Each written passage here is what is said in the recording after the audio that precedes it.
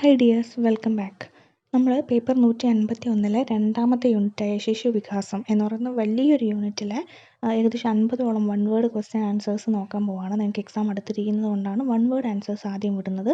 കേവലം one word answers അല്ല, എന്നാൽ ഇത് പഠിക്കുന്നത് വഴി നിങ്ങൾക്ക് നല്ല രീതിയിൽ കുറേ കാര്യങ്ങൾ ഓർത്ത് വയ്ക്കാൻ നിങ്ങൾക്ക് സാധിക്കും. അപ്പോൾ ചോദ്യങ്ങളിലോട്ട് കടക്കാം, സമയം കളയുന്നില്ല. 1. ബാല്യം എന്നറിയപ്പെടുന്ന പ്രായം എത്രയാണ്? ബാല്യം എന്നറിയപ്പെടുന്ന പ്രായം 3 മുതൽ 12 വയസ്സ് വരെയാണ്. 3 വയസ്സ് മുതൽ 12 വയസ്സ് വരെ. അത് നമ്മുടെ ടെക്സ്റ്റ് ബുക്കിനകത്തത് തുടക്കം, മധ്യബാലം, അന്ത്യബാലം എന്നൊക്കെ കൊടുത്തിട്ടുണ്ട്. മൊത്തത്തിൽ ബാല്യം എന്ന് മാത്രമാണ് ചോദിക്കുന്നതെങ്കിൽ 3 വയസ്സ് മുതൽ 12 വയസ്സ് വരെയാണെന്ന് എഴുതുക. അപ്പോൾ ആദ്യ ബാലമാണ് 3 to 6. 3 to 6 ആദ്യ ബാലമാണ്. അതിൽ 6 to 9 എല്ലാം 3ൻ്റെ ടേബിളാണ്. 1 3 3 2 3 6 3 3 9 അങ്ങനെ. 3 to 6 ആദ്യ ബാല്യമാണ്. 6 to 9 മധ്യബാലമാണ്. 9 to 12 അന്ത്യബാല്യമാണ്. എന്നാൽ ബാല്യം എന്ന് മാത്രമാണ് ചോദിക്കുന്നതെങ്കിൽ 3 മുതൽ 12 വയസ്സ് വരെ എന്നാണ് എഴുതേണ്ടത്. രണ്ടാമത്തെ ചോദ്യം, അഹം കേന്ദ്രീകൃത ചിന്ത കൂടുതലുണ്ടാകുന്നത് ഏത് കാലത്തിലാണ്? അതപ്പോൾ നമ്മൾ മനുഷ്യരുടെ കാലം ഇങ്ങനെ പറയുമ്പോൾ എന്ത് പറയാറുണ്ട്? ശൈശവം, ബാല്യം, കൗമാര്യം, യൗവനം, വാർദ്ധക്യം എന്നിങ്ങനെ പറയാറുണ്ട്. അതിൽ അഹം കേന്ദ്രീകൃത ചിന്ത, ഈഗോ സെൻട്രിക് തോട്ട്സ് എന്ന് പറയും. അത് ഏറ്റവും കൂടുതൽ ഉണ്ടാകുന്നത് ശൈശവത്തിലാണ്, ഇൻഫാൻസിലാണ്. നമ്മൾ ടെക്സ്റ്റ് ബുക്കിൽ ഇത് വ്യക്തമായിട്ട് കൊടുത്തിട്ടുണ്ട്. പക്ഷേ നമ്മളിപ്പോൾ എക്സാം ഹാളിലൊക്കെ ഇരുന്ന് ഇങ്ങനെ ആലോചിക്കും, ഈഗോയൊക്കെ ഉള്ള വലുതാകുമ്പോഴൊക്കെയല്ലേ ഈഗോ ഉണ്ടാവുക എന്നൊക്കെ നമ്മളിങ്ങനെ ആലോചിക്കും. അതുകൊണ്ട് തെറ്റിപ്പോകരുത്. അകം കേന്ദ്രീകൃത ചിന്ത, ഈഗോ സെൻട്രിക് തോട്ട്സ് കൂടുതലുണ്ടാകുന്നത് ശൈശവം എന്ന പീരീഡിലാണ്, ഇൻഫാൻസിയിലാണ്. മൂന്നാമത്തെ ചോദ്യം, രൂപത്തിലും പിണ്ഡത്തിലുമുള്ള വർധനവാണ് ഡാഷ്. രൂപത്തിലും പിണ്ഡത്തിലും മാസിലും ഉണ്ടാകുന്ന വർധനവിനെയാണ് നമ്മൾ വളർച്ച, ഗ്രോത്ത് എന്ന് വിളിക്കുക. അപ്പോൾ വളർച്ചയുടെ ഡെഫിനിഷൻ അത് തന്നെയാണ്. രൂപത്തിലും പിണ്ഡത്തിലുമുള്ള വർധനവാണ് വളർച്ച. നാലാമത്തെ ചോദ്യം, വ്യക്തിയെ അനുക്രമമായി പരിപക്വനത്തിലേക്ക്, മെച്ചുറേഷനിലേക്ക് നയിക്കുന്ന പുരോഗമനപരമായ വ്യതിയാനം, ഇത് പുരോഗമനപരമായിട്ടുള്ള വ്യത്യാസം, വ്യതിയാനം, ആ മാറ്റം, അതിനെ വിളിക്കുന്ന പേരെന്താണ്? വികാസം. വളർച്ചയും വികാസവും തമ്മിലുള്ള താരതമ്യം നിങ്ങൾ ടെക്സ്റ്റ് ബുക്കിൽ നിന്ന് നല്ല വൃത്തിയായിട്ട് മനസ്സിലാക്കണം. ആ ഭാഗം ക്ലാസ് എടുക്കുമ്പോൾ ഞാൻ പറയും. ഞാൻ പറഞ്ഞ പോലെ എക്സാമിന് അടുത്തിരിക്കുന്നതുകൊണ്ട് വൺ വേർഡ് ആദ്യം വിട്ടതാണ്. വ്യക്തിയെ അനുക്രമമായി, അതായത് പതിയെ പതിയെ, കണ്ടിന്യൂസ് ആയ അർത്ഥം തന്നെ, വ്യക്തിയെ അനുക്രമമായി പരിപക്വനത്തിലേക്ക്, മെച്ചുറേഷനിലേക്ക് നയിക്കുന്ന പുരോഗമനപരമായ വ്യതിയാനത്തിനെയാണ് നമ്മൾ വികാസം അഥവാ ഡെവലപ്മെൻറ്റ് എന്ന് വിളിക്കുന്നത്. അഞ്ചാമത്തെ ചോദ്യം, ശാരീരിക വികാസത്തിൽ തല മുതൽ പാദം വരെ, ശരീരമധ്യത്തിൽ നിന്ന് വശങ്ങളിലേക്ക് എന്നീ 2 വികസന ക്രമങ്ങൾ പാലിക്കുന്നു. നമ്മൾ ശരീരം വികസിക്കുന്ന സമയത്ത് തല മുതൽ പാദം വരെ അങ്ങനെ ഒരു വികാസം നിങ്ങൾ ടെക്സ്റ്റ് ബുക്കിൽ പറയുന്നുണ്ട്. അതുപോലെ ശരീരമധ്യത്തിൽ നിന്ന് വശങ്ങളിലേക്ക്, സെഫാലോ കോഡലെന്നും പ്രോക്സിമോ ഡിസ്റ്റൽ എന്നൊക്കെ പറയുന്ന വികസന ക്രമങ്ങൾ പറയുന്നുണ്ട്. ഇതിൻ്റെ രണ്ടിനെയും കൂടി ചേർത്ത് വിളിക്കുന്ന പേരെന്താണ്? വികസന ഗതി നിയമം. ഇതിൻ്റെ രണ്ടിനെയും കൂടി ചേർത്ത് വിളിക്കുന്ന പേരാണ് വികസന ഗതി നിയമം. വികസന ഗതി നിയമം. ഓരോന്നിനും ഓരോ പേരുണ്ട്. അത് രണ്ടിനെയും കൂടി ചേർത്തിട്ടാണ് വികസന ഗതി നിയമം എന്ന് വിളിക്കുന്നത്. ആറാമത്തെ ചോദ്യം, ക്രോമസോമിലുള്ള ജീനുകളിൽ നിന്ന് മാതാപിതാക്കളുടെ സ്വഭാവവിശേഷങ്ങൾ സന്താനങ്ങളിലേക്ക് വ്യാപിക്കുന്ന പ്രക്രിയയാണ് ഡാഷ്. നമുക്ക് അറിയാവുന്ന ഉത്തരം തന്നെ, പാരമ്പര്യം, ഹെറിഡിറ്റി. ക്രോമസോമിലുള്ള ജീനുകളിൽ നിന്ന് മാതാപിതാക്കളുടെ സ്വഭാവവിശേഷങ്ങൾ സന്താനങ്ങളിലേക്ക് വ്യാപിക്കുന്ന പ്രക്രിയയാണ് പാരമ്പര്യം. ഏഴാമത്തെ ചോദ്യം, ബാഹ്യശക്തികളുടെ പ്രേരണ കൂടാതെ സ്വയമേവ നടക്കുന്ന വികാസമാണ് ഡാഷ്. നമ്മുടെ ടെക്സ്റ്റ് ബുക്കിലുള്ളതാണ് ഇതെല്ലാം. ബാഹ്യശക്തികളുടെ പ്രേരണ കൂടാതെ സ്വയമേവ, സ്വന്തമായിട്ട് നടക്കുന്ന വികാസത്തിനെയാണ് നമ്മൾ മെച്ചുറേഷൻ അഥവാ പരിപക്വനം എന്ന് വിളിക്കുന്നത്. 8. എന്താണ് പ്രിൻസിപ്പിൾ ഓഫ് ഇൻ്റർ റിലേഷൻ? നമ്മുടെ ടെക്സ്റ്റ് ബുക്കിൽ വികാസ തത്വങ്ങൾ പറയുന്ന സ്ഥലത്ത് 2 പ്രിൻസിപ്പിൾസ് എന്ന് പറയുന്നുണ്ട്. ഒന്ന് പ്രിൻസിപ്പിൾ ഓഫ് ഇൻ്റർ റിലേഷൻ, അതുപോലെ പ്രിൻസിപ്പിൾ ഓഫ് പ്രഡിക്ഷൻ. രണ്ടും പഠിച്ചു വെച്ചേക്കണം, രണ്ടിനും ചോദ്യം ഉണ്ടാവാറുണ്ട്. എന്താണ് principle of inter relation? Inter relation എന്ന് വെച്ചാൽ പരസ്പരം ബന്ധപ്പെട്ടിരിക്കുന്നു. അതായത് അതിൽ തന്നെ ഉണ്ട്. നമ്മൾ വികാസ തത്വം പറഞ്ഞപ്പോഴാണ് ഈ കാര്യം പറഞ്ഞതെന്ന് നമ്മൾ ക്ലാസ്സിൽ പറഞ്ഞിരുന്നു. അതായത് ഭൗതികം, ശാരീരികം, വൈകാരികം, സാമൂഹികം എന്നീ മേഖലകളിലെ വികാസങ്ങളെല്ലാം പരസ്പരം ബന്ധപ്പെട്ടാണ് ഇരിക്കുന്നത്. അതായത് എല്ലാ വികാസങ്ങളും പരസ്പരം കണക്റ്റഡ് ആണ്. ചിലർക്ക് ഭൗതിക വികാസം ഉണ്ടാകുന്നതിനോടൊപ്പം ശാരീരിക വികാസം ഉണ്ടാവും, വൈകാരിക വികാസം ഉണ്ടാവും, സാമൂഹിക വികാസം ഉണ്ടാവും. ഇത് പരസ്പരം കണക്റ്റഡ് ആണ്, റിലേറ്റഡ് ആണ് എന്ന് പറയുന്ന തിയറിയാണ് പ്രിൻസിപ്പിൾ ഓഫ് ഇൻ്റർ റിലേഷൻ. എന്തിനെ പറ്റിയിട്ടാണ് പറയുന്നത്? വികാസത്തിനെ പറ്റിയിട്ടാണ് പറയുന്നത്. എല്ലാ വികാസവും പരസ്പരം കണക്ട് ചെയ്തിരിക്കുന്നു, റിലേറ്റ് ചെയ്തിരിക്കുന്നു എന്ന് പറയുന്ന തിയറിയാണ് പ്രിൻസിപ്പിൾ ഓഫ് ഇൻ്റർ റിലേഷൻ. 9ാമത്തെ ചോദ്യം, എന്താണ് പ്രിൻസിപ്പിൾ ഓഫ് പ്രഡിക്ഷൻ? പ്രെഡിക്റ്റ് ചെയ്യുക എന്ന് വെച്ചാൽ എന്താണ്? പ്രവചിക്കുക എന്നല്ലേ? അതായത് വരാൻ പോകുന്ന കാര്യത്തിന് നേരത്തെ പറയാൻ പറ്റുന്നതിനാണ് പ്രഡിക്ഷൻ എന്ന് വിളിക്കുക. അപ്പോൾ എന്താണ് പ്രിൻസിപ്പിൾ ഓഫ് പ്രഡിക്ഷൻ?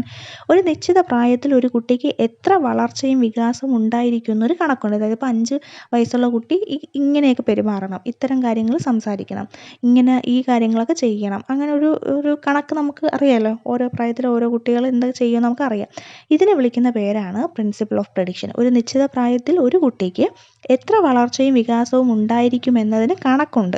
കുട്ടിയുടെ വളർച്ചയുടെ തോതനുസരിച്ച് അവൻ്റെ പൂർണ്ണത എങ്ങനെയായിരിക്കും എന്ന് നമുക്ക് പ്രവചിക്കാൻ പറ്റും. കുട്ടി ഇപ്പോൾ 5 വയസ്സ് വരെ കറക്റ്റ് ഓർഡറിലാണ് ഇങ്ങനെ വളർന്നു വരുന്നത്, വികാസമൊക്കെ കറക്റ്റ് രീതിയിൽ സംഭവിക്കുന്നുണ്ട്, സംസാരിക്കുന്നുണ്ട്, ഇതെല്ലാം ചെയ്യുന്നുണ്ടെങ്കിൽ 6ാമത്തെ വയസ്സിൽ അവൻ ഇക്കാര്യങ്ങളൊക്കെ ചെയ്യും. അതിൽ 7ാമത്തെ വയസ്സാകുമ്പോൾ ഈ കാര്യങ്ങളൊക്കെ ചെയ്യാൻ അവന് പറ്റും, 8ആകുമ്പോൾ ഇതൊക്കെ ചെയ്യാൻ അവന് പറ്റും എന്ന് നമുക്ക് നേരത്തെ പ്രവചിക്കാൻ പറ്റും. അതിനെയാണ് നമ്മൾ പ്രിൻസിപ്പിൾ ഓഫ് പ്രഡിക്ഷൻ എന്ന് വിളിക്കുന്നത്. 10. ഭയത്തിൻ്റെ സാങ്കല്പിക രൂപമാണ് ഡാഷ്. ഇങ്ങനെയുള്ള ചോദ്യങ്ങൾ ഉണ്ടാവാറുണ്ട് കേട്ടോ. അത് കുട്ടികളുടെ വികാരങ്ങൾ പറയുന്ന സ്ഥലത്ത് നമ്മൾ കുറേ ഭാഗങ്ങൾ പറയുന്നുണ്ട്. അതിൽ നല്ല രസമുള്ള ഡെഫിനിഷൻസ് എടുത്ത് വൺ വേർഡ് ക്വസ്റ്റ്യനിൽ ചോദിക്കാറുണ്ട്. അത് സ്ഥിരം വരുന്ന ചോദ്യങ്ങൾ ഇതിനകത്ത് ഉൾപ്പെടുത്തിയിട്ടുണ്ട്. 10ാമത്തെ ചോദ്യം ഭയത്തിൻ്റെ സാങ്കല്പിക രൂപമാണ്. അതായത് നമുക്ക് ഒരു കാര്യം കാണുമ്പോൾ നമുക്ക് പേടിയാവും, എന്നതിനെ സങ്കല്പിച്ച് പേടി. അതായത് നമ്മളിങ്ങനെ ഓക്കെ ഇന്നടത്ത് പോകുമ്പോൾ ഇങ്ങനെ അപകടം സംഭവിച്ചാലോ എന്ന് ആലോചിച്ച് ഇങ്ങനെ സങ്കല്പിച്ച് ഉള്ള ഭയത്തിൻ്റെ രൂപമാണ് ആകുലത എന്ന് വിളിക്കുന്നത്. ആകുലത. 11. സംഭവിക്കാൻ സാധ്യതയുള്ള ഒരു അനഭിലഷണീയമായ, അതായത് നെഗറ്റീവായ അവസ്ഥയെക്കുറിച്ചുള്ള ചിന്തയിൽ നിന്നും ഉടലെടുക്കുക. നമ്മളെല്ലാവരും ചെയ്യുന്നതാണ്. ഓക്കെ, എനിക്ക് ഇപ്പോൾ പരീക്ഷയ്ക്ക് അത്ര പഠിക്കാൻ പറ്റുന്നില്ല, അപ്പോൾ ചിലപ്പോൾ റിസൾട്ട് വരുമ്പോൾ ഞാൻ തോറ്റു പോവും. അങ്ങനെ സംഭവിക്കാൻ സാധ്യത ഉണ്ടോ എന്ന് വെച്ചാൽ സാധ്യതയുണ്ട്, എന്നാൽ നെഗറ്റീവായ കാര്യമാണ്. സംഭവിക്കാൻ സാധ്യതയുള്ള ഒരു അനഭിലഷണീയമായ അവസ്ഥയെക്കുറിച്ചുള്ള ചിന്തയിൽ നിന്നും ഉടലെടുക്കുന്നതാണ് ഉത്കണ്ഠ, ആൻസൈറ്റി. ദെൻ 12. ഭവിഷ്യത്തുകളെക്കുറിച്ച് ആലോചിക്കാതെ പൊടുന്നനെയുള്ള കോപപ്രകടനമാണ് ഡാഷ്. അതായത് കോപം പറയുന്ന സ്ഥലത്ത് 2 തരത്തിലുള്ള കോപപ്രകടനങ്ങളെ പറ്റി നിങ്ങൾ ടെക്സ്റ്റ് ബുക്കിൽ പറയുന്നുണ്ട്. അതായത് ഒരാൾക്ക് പെട്ടെന്ന് ദേഷ്യം വന്നാൽ കയ്യിലിരിക്കുന്ന സാധനം എറിഞ്ഞു പൊട്ടിക്കുക, അല്ലെങ്കിൽ അങ്ങനെ വല്ലാണ്ട് അഗ്രസീവായിട്ട് പെരുമാറുന്നതിന് വിളിക്കുന്ന പേരാണ് ഇമ്പൾസീവ് റെസ്പോൺസ്. ഭവിഷ്യത്തുകളെ പറ്റി ആലോചിക്കാതെ, ഇപ്പോൾ കയ്യിലിരുന്ന സാധനം ഫോണ്, അത് എറിഞ്ഞു പൊട്ടിച്ചാൽ ആ ഫോണ് അത്രയും പൈസ നമുക്ക് നഷ്ടമാവും, പിന്നെ നമുക്ക് അതിലെ ഡേറ്റാസ് ഉപയോഗിക്കാൻ പറ്റില്ല. അങ്ങനെയൊന്നും ആലോചിക്കാതെ, ഭവിഷ്യത്തുകളെ പറ്റി ആലോചിക്കാതെ പൊടുന്നനെയുള്ള പെട്ടെന്നുണ്ടാകുന്ന കോപപ്രകടനത്തിനെയാണ് ഇമ്പൾസീവ് റെസ്പോൺസ് എന്ന് വിളിക്കുന്നത്. പിന്നെ നേരെ ഓപ്പോസിറ്റ് ഉണ്ട്. അതാണ് 13ാമത്തെ ചോദ്യം. കോപം പ്രകടിപ്പിച്ചാൽ ഉണ്ടാകുന്ന ഭവിഷ്യത്തുകൾ തിരിച്ചറിഞ്ഞുകൊണ്ട് മുഖം കറുപ്പിക്കൽ, പരിസരത്ത് നിന്ന് മാറിപ്പോവൽ എന്നീ മാർഗങ്ങൾ അവലംബിക്കുന്നതിന് വിളിക്കുന്ന പേരെന്താണ്? അതായത് നമുക്കറിയാം, നമ്മളിപ്പോൾ ദേഷ്യം കാണിച്ചാൽ നമ്മുടെ ഒരു കാര്യം നടക്കത്തില്ല. അതുകൊണ്ട് എന്ത് ചെയ്യും നമ്മൾ? എന്നാൽ നമുക്ക് ദേഷ്യം ഉണ്ട് താനും, അപ്പോൾ നമ്മളത് പ്രകടിപ്പിക്കാൻ വേണ്ടി മുഖം കറുപ്പിക്കുക, അല്ലെങ്കിൽ അവിടെ നിന്ന് മാറിപ്പോവുക, പിന്നെ സംസാരിക്കാതിരിക്കുക, ഇങ്ങനെയൊക്കെ ചെയ്യുന്നതിനാണ് നമ്മൾ ഇൻഹിബിറ്റഡ് റെസ്പോൺസ് എന്ന് വിളിക്കുക. ഇൻഹിബിറ്റ് ചെയ്യുകയാണ്, നമ്മൾ ദേഷ്യത്തിനെ ഇൻഹിബിറ്റ് ചെയ്ത് തടഞ്ഞു വെച്ചിരിക്കുകയാണ്, ഇൻഹിബിറ്റഡ് റെസ്പോൺസ് എന്ന് വിളിക്കുക. 14. ഇഷ്ടപ്പെടുന്നവ നഷ്ടപ്പെടുമ്പോൾ ഉണ്ടാകുന്ന മാനസിക വേദനയാണ് വിഷാദം. ഇഷ്ടപ്പെടുന്നവ നഷ്ടപ്പെടുമ്പോൾ ഉണ്ടാകുന്ന മാനസിക വേദനയാണ് വിഷാദം. 15ാമത്തെ ചോദ്യം. നവജാത ശിശുക്കളിൽ ഒരുതരം സന്ത്രാസം, എക്സൈറ്റ്മെൻറ്റ് മാത്രമാണ് കാണുന്നത്. അവർക്ക് വികാരങ്ങളൊന്നുമില്ല, ഒരൊറ്റ വികാരമാണ് അവരിൽ കാണുന്നത്, അത് സന്ത്രാസമാണ്, എക്സൈറ്റ്മെൻ്റ് ആണ് എന്ന് കണ്ടെത്തിയത് ആരാണ്? കാതറിൻ എം ബ്രിഡ്ജസ് ആണ്. വളരെ ഇമ്പോർട്ടൻ്റ് ആണ്.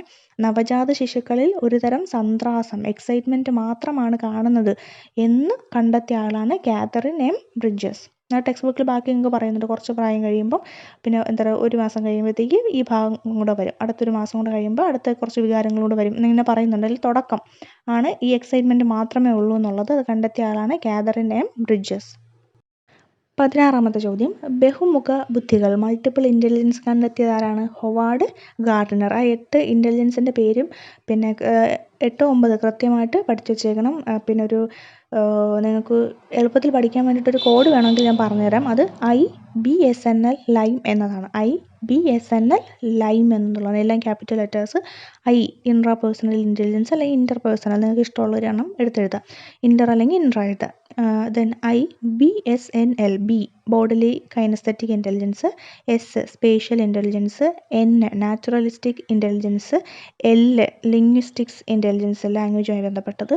പിന്നെ ലൈം വരുന്നിടത്ത് വീണ്ടും രണ്ടാമതൊരു L വരുന്നുണ്ട്, അത് ലോജിക്കൽ ആൻഡ് മാത്തമാറ്റിക്കൽ ഇൻ്റലിജൻസ് ആണ്. പിന്നെ ഒരു I വരുന്നുണ്ട്. അത് നേരത്തെ നിങ്ങൾ ആദ്യത്തിൽ ഇൻട്രാ ആണ് എഴുതിയെങ്കിൽ ഇവിടെ ഇൻ്റർപേഴ്സണൽ എഴുതുക, അവിടെ ഇൻ്റർപേഴ്സണൽ എഴുതിയെങ്കിൽ ഇവിടെ ഇൻട്രാ പേഴ്സണൽ, അത് നിങ്ങളുടെ ഇഷ്ടം.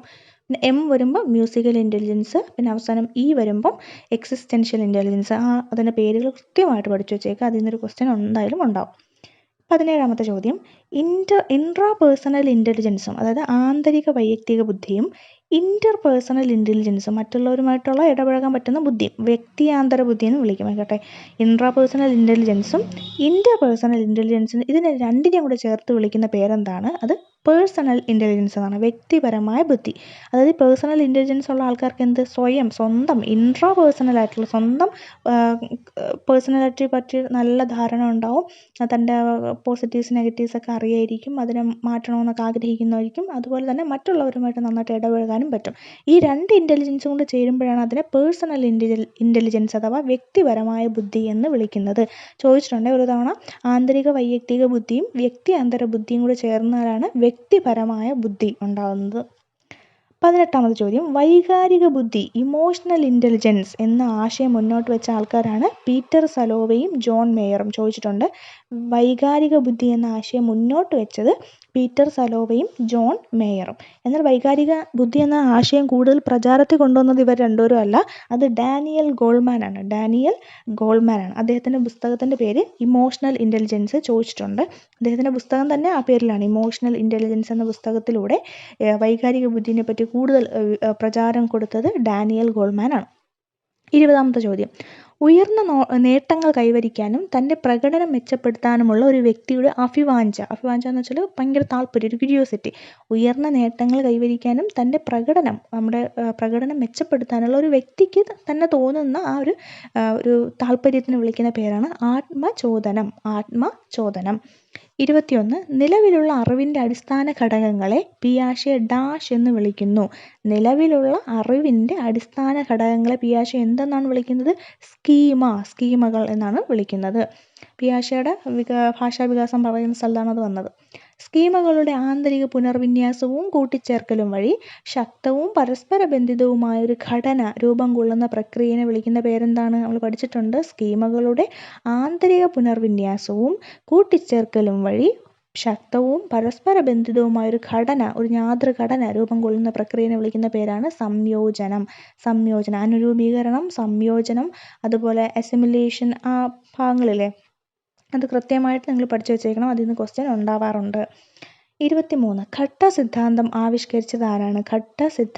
ആവിഷ്കരിച്ചതാരാണ്? പിയാഷെയാണ്. ഘട്ടങ്ങൾ പറഞ്ഞില്ല, ഇന്ദ്രിയജാലക ഘട്ടം, അങ്ങനെ കുറേ ഘട്ടങ്ങൾ പറഞ്ഞില്ല. അപ്പോൾ ആ ഘട്ട സിദ്ധാന്തം ആവിഷ്കരിച്ചതാരാണ്? പിയാഷെയാണ്. 24, സാമൂഹ്യ ജ്ഞാന നിർമ്മിതി സോഷ്യൽ കൺസ്ട്രക്റ്റിസത്തിൻ്റെ വക്താവ് ആരാണ്? വൈഗോട്സ്കി. അതിനകത്താണ് നമ്മുടെ ZBD ഒക്കെ വരുന്നത്. ഓക്കെ, ബ്രൂണറിൻ്റെ മുഴുവൻ പേര് ജെറോം സെമോർ ബ്രൂണർ എന്നാണ്. അത് ചോദിക്കാൻ സാധ്യതയില്ല. 26, ഏതെങ്കിലും പരിസര ഘടകങ്ങളുടെ സ്വാധീനത്താൽ ജ്ഞാനേന്ദ്രിയങ്ങൾ ഉദ്ദീപിക്കപ്പെടുമ്പോൾ ഉണ്ടാകുന്ന അനുഭവം. അതായത് ഇപ്പോൾ ഒരു ശബ്ദം കേൾക്കുമ്പോൾ നമ്മൾ ചെവിയിലൂടെ അത് കേൾക്കുകയാണ്. അവിടെ ശബ്ദം എന്നുണ്ട്, ഒരു TV-യുടെ സൗണ്ട് എന്നുള്ളത് ഒരു ഉദ്ദീപനമാണ്. ആ ഉദ്ദീപനം ഉണ്ടാകുന്ന സമയത്ത്, ആ പരിസരത്ത് ആ ഉദ്ദീപനം ഉണ്ടാകുന്ന സമയത്ത് നമ്മുടെ ജ്ഞാനേന്ദ്രിയങ്ങൾ, നമുക്ക് മനുഷ്യർക്ക് പഞ്ചേന്ദ്രിയങ്ങൾ, അഥവാ 5 ഇന്ദ്രിയങ്ങളാണുള്ളത്. ഈ ഇന്ദ്രിയങ്ങൾ ഉദ്ദീപിക്കപ്പെടുമ്പോൾ നമുക്കുണ്ടാകുന്ന അനുഭവത്തിനാണ് നമ്മൾ സംവേദനം അഥവാ സെൻസേഷൻ എന്ന് വിളിക്കുക. നമ്മൾ പറയല്ലോ കോമൺ സെൻസ്, 5 സെൻസ് ഓർഗാൻസ് എന്നല്ലേ പറയുക. അപ്പോൾ സെൻസ് ചെയ്യുക. ഏതെങ്കിലും പരിസര ഘടകങ്ങളുടെ സ്വാധീനത്താൽ നമ്മുടെ ജ്ഞാനേന്ദ്രിയങ്ങൾ ഉദ്ദീപിക്കപ്പെടുന്നതിനെ വിളിക്കുന്ന അനുഭവം, അതിന് ഉദ്ദീപിക്കപ്പെടുമ്പോൾ ഉണ്ടാകുന്ന അനുഭവത്തിനെ വിളിക്കുന്ന പേരാണ് സെൻസേഷൻ അഥവാ സംവേദനവും പ്രത്യക്ഷണവും വെച്ചിട്ട് ക്വസ്റ്റ്യൻ വരാറുണ്ട്.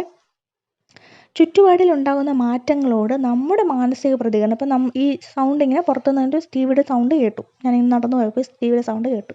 അപ്പം എനിക്കിഷ്ടമുള്ളൊരു കാര്യമാണ് സൗണ്ട് കേട്ടു, ഒരു പാട്ടാണ് കേട്ടെങ്കിൽ ഞാൻ പെട്ടെന്ന് അങ്ങോട്ടേക്ക് നോക്കും. അങ്ങനെ ആ ചുറ്റുപാടിലുണ്ടാകുന്ന മാറ്റത്തിനുള്ള എൻ്റെ മാനസിക പ്രതികരണമാണ് ഞാൻ അങ്ങോട്ട് നോക്കി ആ പാട്ട് ശ്രദ്ധിച്ചുകൊണ്ടിരുന്നു എന്നുള്ളത്. അതാണ് പ്രത്യക്ഷണം അഥവാ പെർസെപ്ഷൻ എന്നുള്ളത്. അപ്പം സെൻസേഷനും പെർസെപ്ഷനും ചോദിക്കുവേ. 28ാമത്തെ ചോദ്യം, വർഗീകരണം വൈജ്ഞാനിക വികസനത്തിൻ്റെ കാതൽ എന്ന് പറഞ്ഞ ക്ലാസിഫിക്കേഷനാണ് കൊഗ്നിറ്റീവ് ഡെവലപ്മെൻറ്റ് ഉണ്ടാകുന്നതിൻ്റെ ഏറ്റവും ഇമ്പോർട്ടൻ്റ് ആയിട്ടുള്ള കാര്യം എന്ന് പറഞ്ഞത് ആരാണ്? ബ്രൂണറാണ്. ടെക്സ്റ്റ് ബുക്കിലുള്ളതാണ്. 29, ആശയദാന മാതൃക കൺസെപ്റ്റ് അറ്റൈൻമെൻറ്റ് മോഡലിൻ്റെ വക്താവ് ആരാണ്? ബ്രൂണർ. കൺസെപ്റ്റ് അറ്റൈൻമെൻറ്റ് മോഡലിൻ്റെ വക്താവ് ബ്രൂണർ. 30, കൃത്യമായ ലക്ഷ്യത്തോടു കൂടിയുള്ള ഘട്ടം ഘട്ടമായ ചിന്തയെ വിളിക്കുന്ന പേരാണ് യുക്തിചിന്ത. ടെക്സ്റ്റ് ബുക്കിലുള്ളതാണ്, ചോദിക്കുകയെ. കൃത്യമായ ലക്ഷ്യത്തോടു കൂടിയുള്ള ഘട്ടം ഘട്ടമായ ചിന്തയെ വിളിക്കുന്ന പേരാണ് ലോജിക്കൽ തിങ്കിങ് അഥവാ യുക്തിചിന്ത. 31. ശ്രമപരാജയ രീതി, ട്രയൽ ആൻഡ് എറർ മെത്തേഡ്. അതിൻ്റെ വക്താവാരാണ്? E.L. തോണ്ടേക്ക്. ശ്രമപരാജയ രീതി E.L. തോണ്ടേക്ക്. നിങ്ങൾ ശ്രമപരാജയ രീതി, അതായത് നമ്മൾ വേറെ ഒന്നുമല്ല, നമ്മൾ ഒരു റൂമിലേക്ക് കയറുന്നു, നമുക്ക് പരിചയമില്ലാത്തൊരു വീട്ടിൽ റൂമിലേക്ക് കയറുന്നു. അപ്പോൾ നമുക്ക് ലൈറ്റ് ഇടണം. അപ്പോൾ നമ്മൾ എന്ത് ചെയ്യും? നോക്കുമ്പോൾ ഒരു 5 സ്വിച്ച് അവിടെ ഇരിപ്പുണ്ട്. നമ്മൾ എന്ത് ചെയ്യും? ഓരോന്നിങ്ങനെ തോണ്ടി നോക്കുമല്ലേ? ഒന്നാമത്തെ സ്വിച്ച് ഇങ്ങനെ തോണ്ടി നോക്കും. അപ്പോൾ ലൈറ്റ് കത്തുന്നില്ല. അപ്പോൾ നമുക്ക് മനസ്സിലായി അതല്ല. അപ്പോൾ നമ്മളത് ഓഫ് ചെയ്തിട്ട് രണ്ടാമത്തെ സ്വിച്ച് ഇടും. നോക്കിയപ്പോൾ അതുമല്ല. അപ്പോൾ ഓഫ് ചെയ്തിട്ട് മൂന്നാമത്തെ സ്വിച്ച് ഇടും. അപ്പോൾ ലൈറ്റ് കത്തി. അപ്പോൾ നമുക്ക് ഒരു അറിവും വേണ്ട, നമ്മൾ ഈ കാര്യം ചെയ്ത് നോക്കിയാൽ മതി. അപ്പോൾ മൂന്നാമത്തെ സ്ഥലത്തെത്തിയപ്പോൾ എന്ത് ചെയ്തു? അത് കറക്റ്റായി. അപ്പോൾ നമ്മൾ ചെയ്ത് നോക്കിയിട്ട് കറക്റ്റാണോ അല്ലയോ ട്രയൽ ചെയ്ത് നോക്കിയിട്ട് ആദ്യത്തെ രണ്ടെണ്ണം തെറ്റാണെന്ന് മനസ്സിലായി. അപ്പം നമ്മൾ ഒരു 5 മിനിറ്റ് കഴിഞ്ഞ് വീണ്ടും ആ റൂമിലോട്ട് വന്ന് ലൈറ്റ് ഇട്ട് നോക്കിയാൽ നമുക്കറിയാം രണ്ടാമത്തെ ഒന്ന് മറന്നു പോയില്ലെങ്കിൽ നമുക്ക് ഓർമ്മ കാണും മൂന്നാമത്തെ സ്വിച്ച് ആണെന്നുള്ളത്. അപ്പോൾ അത് മാത്രം ഇട്ടാൽ മതി. ആ മെത്തേഡ് ഇപ്പം ഞാൻ അത് ഓർത്ത് വയ്ക്കുന്നത് അങ്ങനെയാണ്. നമ്മൾ സ്വിച്ചിലിങ്ങനെ തോണ്ടിയല്ലേ ഇങ്ങനെ സ്വിച്ച് ഇടുന്നത് വെച്ചാൽ ഓർത്തിച്ച. അപ്പോൾ തൊണ്ടേക്ക്. ശ്രമപരാജയ രീതിയുടെ വക്താവിൻ്റെ പേര് E.L. തോണ്ടേക്ക്. തോണ്ടുക. 32. പ്രശ്നപരിഹരണത്തിന് വേണ്ടി അവലംബിക്കുന്ന കൃത്യതപ്പെടുത്തിയ ഘട്ടങ്ങളെയാണ് എന്തെന്ന് വിളിക്കുന്നത്? അൽഗോരിതം എന്ന് വിളിക്കും. ഇപ്പോൾ നമ്മൾക്കറിയാം, നമ്മളിപ്പോൾ ഇൻസ്റ്റാഗ്രാമിലായാലും യൂട്യൂബിലായാലും വീഡിയോസ് കാണാറുണ്ട്. നമ്മൾ കാണുന്ന വീഡിയോസ് തന്നെ അത് വീണ്ടും അതേ മെത്തേഡിലുള്ള, അല്ലെങ്കിൽ നമുക്ക് ഇഷ്ടമുള്ള ആ രീതിയിലുള്ള വീഡിയോസ് തന്നെ വീണ്ടും നിങ്ങളുടെ പേജിലോട്ട് ഇങ്ങനെ വന്നുകൊണ്ടിരിക്കും. അത് അങ്ങനെ ചെയ്യുന്നതിന് കാരണം ഈ നമ്പേഴ്സാണ്. അത് നിങ്ങൾ ഒരു വീഡിയോ എത്ര സമയം കാണുന്നു, അതേ ടൈപ്പിലുള്ള വീഡിയോ എത്ര തവണ കാണുന്നു, അത് വെച്ചിട്ട് യൂട്യൂബ് എന്ത് ചെയ്യും? ഇതിലെ കമ്പ്യൂട്ടർ പ്രോഗ്രാമുകളാണ്. ഈ കമ്പ്യൂട്ടർ പ്രോഗ്രാം നമ്പേഴ്സ് വെച്ചിട്ട് അതിനെ എന്ത് ചെയ്യും? വീണ്ടും ഇങ്ങനെ നിങ്ങൾക്ക് അയച്ചു തരും. കാരണം ആ വീഡിയോസ് കാണാൻ നമ്മൾക്ക് താല്പര്യമുണ്ടെന്ന് യൂട്യൂബിന് മനസ്സിലായി. അത് തന്നെയാണ് പ്രശ്നപരിഹരണത്തിന് വേണ്ടിയിട്ട് അവലംബിക്കുന്ന വളരെ കൃത്യതപ്പെടുത്തിയ ഘട്ടങ്ങളെയാണ് വിളിക്കുന്ന പേരാണ് അൽഗോരിതം. നിങ്ങൾക്ക് എക്സാമ്പിളൊന്ന് എഴുതിയിട്ട് എന്തെന്ന് എഴുതാം? കമ്പ്യൂട്ടർ പ്രോഗ്രാമുകൾ എക്സാമ്പിളാണെന്ന് എഴുതാം.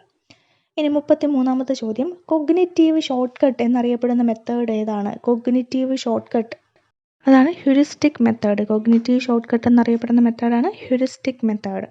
34. കണ്ടെത്തൽ പഠനം എന്ന ആശയം മുന്നോട്ട് വെച്ചത് ആരാണ്? കണ്ടെത്തൽ പഠനം ഡിസ്കവറി ലേണിംഗ് ബ്രൂണറാണ്. 35. ഹൈറാർക്കി ഓഫ് ലേണിംഗ് അവതരിപ്പിച്ചത് ആരാണ്? ഹൈറാർക്കി ഓഫ് ലേണിംഗ് അവതരിപ്പിച്ചത് R.M. Gagne. Hierarchy of learning അവതരിപ്പിച്ചത് R.M. ഗാഗ്നെ ചോദിക്കാറുണ്ട്. 36.